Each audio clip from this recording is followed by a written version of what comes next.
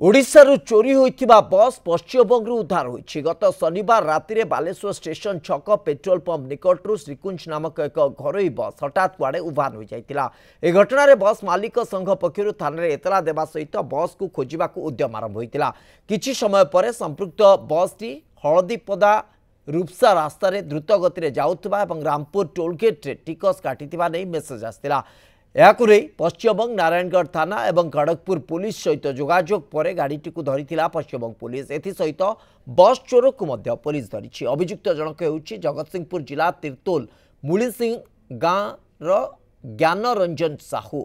2018 झाड़ेश्वरी नामक एक बस को अभियुक्त चोरी कर नहीं।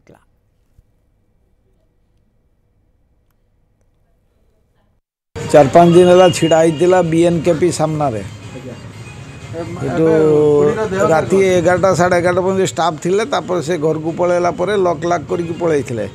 सकाळ 4टा बेल को आसिकी देखला बेलू गाड़ी नहीं आउ सेटा आगुर या पूर्व 4-5टा बस रो करि सारची से भलिया आम पूर्व केतटा हे गलानी अथच आज पर्यंत या पई कि सिमती होनी से लोकटा को अरेस्ट कर फिर किछि दिन पर छाड़ दउछन। आउ आध घंटे जदी हमर चली जाए तो गाड़ी आमको मिल न था। आगुरी घर साइकिल चोरी जाऊला मोटरसाइकिल चोरी जाऊला बर्तमान बस भी चोरी कर ने तो बर्तमान प्रशासन निहाती हस्तक्षेप दरकार।